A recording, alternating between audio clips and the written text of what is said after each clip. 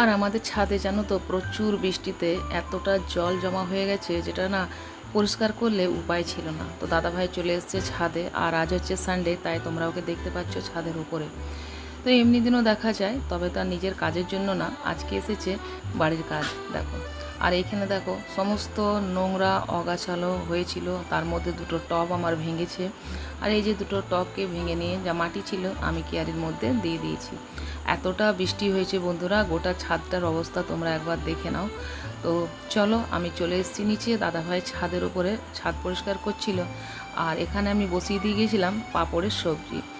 গতকাল শনিবার ছিল, তাই কিছুগুলো পাঁপড় আমার রয়ে গেছিলো। পাঁপড়গুলোকে আমি অবশ্যই প্লাস্টিকে বেঁধে দিয়েছিলাম, ঠিক ছিল। আর এখানে দেখো আমি আলুর সাথে মিক্স করে পাঁপড়ের সবজি বানিয়ে নিলাম।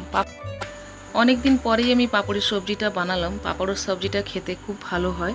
আর এখানে আমি বানিয়ে নিয়েছিলাম নিজেদের জন্য ভাত, মানে নিজেদের জন্য মানে আমাদের জিমিবাবুর জন্য ভাত, আমার হাজব্যান্ড, আমার শাশুড়ি মা, আর আমার ছেলে মেয়ের জন্য রান্না করব, তবে একটু পরে। আর এই যে এখানে ইলিশ মাছ ছিল সেটাকে, আর আজকে মনে হলো যে ইলিশ মাছটাকে বেগুন দিয়েই করা যাক, তো তাই আমি করলাম, বেগুন দিয়েই করে নিয়েছি ইলিশ মাছটা, ঝোল পাতলা পাতলা আর গরম ভাত। আর বন্ধুরা, এদিকে কিছু ছোট মাছ রয়ে গেছে ছাড়াবার জন্য, সেগুলো আমি ছাড়াবো কিছুক্ষণ পরে। এখানে কিছুগুলো পেঁয়াজ আমি কেটেছিলাম মাছের ডিমের বড়া ভাজবো বলে। আর এই যে এখানে মাছগুলো আমি দেখো ছাড়িয়ে নিয়েছি।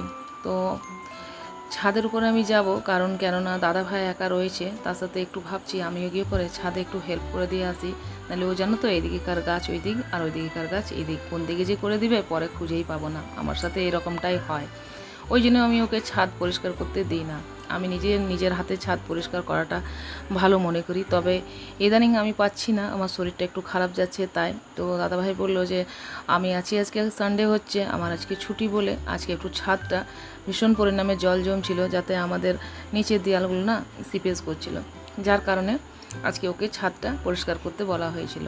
আর আমাদের এখানে মিস্ত্রি পাওয়া যায় না বন্ধুরা, যে একটু পরিষ্কার করে দেবে। আমার খুব শখ বরাবরেরই যে একটু ছাদ বাগান একটু পরিষ্কার করার জন্য একটা লোক রাখা, কিন্তু লোক সেরকম আসে না। আর যদিও আসে একটা খুব বৃদ্ধ বয়স্ক হয়, তার সাথে কোনো দিনও সময় পায় সে, কিন্তু অনেক সময় কি হয় না, সেও আসতে চায় না এতটা। তো চলো, এখানে বকবক করতে করতে তোমাদের সাথে অনেকটা আমার কাজ হয়ে গেল। এখানে যা সমস্ত কাজ ছিল, ছোট মাছ টাছ বাছাবাছি করে সব কিছু রেখে দিলাম কালকার জন্য। আর ওদের জন্য একটু সবজি আমি কেটে রেখেছি ওইদিকে। আজকে হচ্ছে সানডে, তা আমার ছেলেমেয়েরা না মাছ টাছ মাংস এসব ওরা খেতে পছন্দ করে না। ওদের একটু হালকা ফুলকা একটু পনির হলো, একটু মানে একটু ভাত ভেজে দিলে বা একটু এইরকম খাবার ওদের পছন্দ হয়। ওরা ভাত ডাল সবজি এতটা ওরা কোনো দিনেই পছন্দ করে না, আর কোনো দিনেই খেতে চায় না। আর আমাকে এই উপরে দেখলে তোমরা নিতে, তো আমার না এই উপরটাতে একটা কভার আছে, সমস্তটা তো আর মানে ক্যামেরাতে ধরা যায় না, তার কারণে তোমাদেরকে বললাম। চলো এক এক করে রান্নাগুলো বসিয়ে দিচ্ছি, দেখতে থাকো ভিডিওটা। যদি তোমাদের ভিডিওর কোনো অংশ ভালো লেগে থাকে তো প্লিজ একটা লাইক করে দিও, আর চ্যানেলটাকে শেয়ার এবং সাবস্ক্রাইব করে পাশে থেকো, যাতে তোমরা নতুন ভিডিও আবার দেখতে পাও। এমনিতে আমি ভিডিও খুব কম বানাচ্ছি, আমার পুরনো বন্ধুদেরকে বলছি প্লিজ তোমরা পাশে থেকো সব সময়, যেভাবে পাশে আছো। তো চলো বন্ধুরা, এখানে দেখো মাছের ডিমের বড়াটাকে আমি উনুনেই, দেখেছো আমি কদিন ধরে এখানে বেশ উনুনেই রান্না করছি। আমার উনুন আর গ্যাসে রান্না করলে আমার যতই মনে হয় জলদি হয়, কিন্তু জলদি হয় না জানো তো, দুটোতেই আমার অনেকটাই দেরি হয়ে যায়। বরং আমার তো মনে হয় যে উনুন থেকে গ্যাসেই রান্নাটা তাড়াতাড়ি হয়। তবু এখানে উনানের রান্নাটা আমি করে নিলাম, যেহেতু গ্যাসটা একটু কম পড়বে। আর এই যে দেখো এখানে আমার মেয়ে ড্রয়িং করছিল এখানে, আর এখানে সবজিগুলো আমি ওকে কেটে দিয়েছিলাম। আর এখানে আমি ওর জন্য একটু ভাতটা বসিয়ে দিয়েছিলাম, যেটাতে ও বানাবে সেজওয়াইন ফ্রাইড রাইস। এই কারণে বন্ধুরা, আর ও এখন অনেকটা আমার কাছে সাথে হেল্প করতে খোঁজে, আমাকে একটু হেল্প করে দেয়। আর এখানে তার সাথে বানিয়ে নিলাম পনিরের একটু সবজি। তো পনিরের সবজি আমার কাছে সুহানা মশলা প্রিমিক্স ছিল, তো সেই প্রিমিক্সটা দিয়েই রান্নাটা করে নিলেই ভালো লাগে। আর এটাতে কি হয়, আমি করে রেখে দেবো, তো দুই বেলা আমাকে আর চিন্তা করতে হয় না। পনির একটা খুব আমি যে খাই সে আমি খাই না, দাদা ভাইয়েরও এতটা পছন্দ নয়, আর আমার শাশুড়ি মাদেরও এতটা পছন্দ নয়।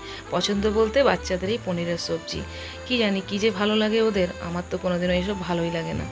যাই হোক, চলো এখানে মশলাটা ভালো করে কষিয়ে নিলাম, আর এখানে এরপর আমি রান্নাটা করে নেব চলো। আর ততক্ষণ আমার মেয়ের খিদে পেয়ে গেছে, ও দেখতে এসছে যে আমি রান্নাটা কত দূর করেছি। আমার এখানে সব কিছু রান্নাগুলো হয়ে গেছিলো, আর এখানে দেখো সেজওয়ান ফ্রাইড রাইসটা ওকে একবার দেখিয়ে দিলাম যে এরকম হয়েছে, আর আমাদের রয়েছে এই রান্না। চলো, আর ততক্ষণ এখানে মশলাটাকে কষিয়ে নিয়ে দিয়ে দেবো এর মধ্যে জল। তো এরপর চলে এসেছি বন্ধুরা বিকেলবেলায় তোমাদের কাছে। সবাইকে গুড ইভিনিং, কেমন আছো সবাই? আশা করি খুব ভালো আছো। আবার সকালের ভিডিওটা কন্টিনিউ করতে চলে এসেছি। তো এখানে দেখো সমস্ত গ্যাস ট্যাস পুষতে আমার আজকে এতটা দেরি হয়ে গেছিলো যে আজকে না একটু আমি রেস্ট নেওয়ার একটু সময় পাইনি। তো আমি চা বসিয়ে দিয়েছি, ওইদিকে স্যার এসছে পড়াতে।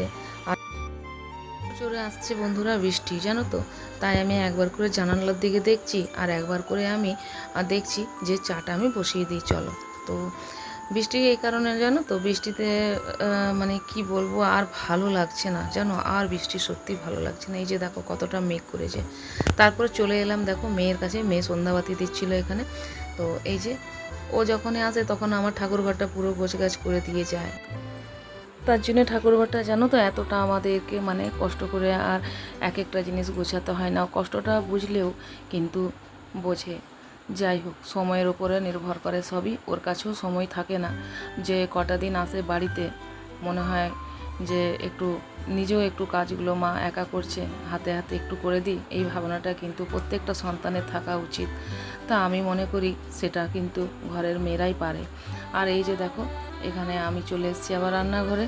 আমি গেছিলাম তোমাদের সাথে একটু ভিডিও করব বলে, জবার থেকে তুলসী মঞ্চটা হয়েছে তোমাদেরকে দেখানো হয়নি, যে ওখানে সন্ধে প্রদীপ সব কিছুই দেওয়া হচ্ছে। মা সকালবেলায় ওখানে ধূপ ধুনো দেখায়, আর আমার মেয়ে বিকেলবেলায় প্রদীপ জ্বালায় ওখানে। চলো, আর আমি যখন এদের থেকে সময় পাই তখন আমি কিছুটা করে নিই। তো একা হাতে সবটা সবসময় দেখানো হয় না বন্ধুরা। যাই হোক, এখানে চাটা আমার হয়ে এসছে। চলো, এখানে আমি চাটা সবাইকে দিয়ে দেবো।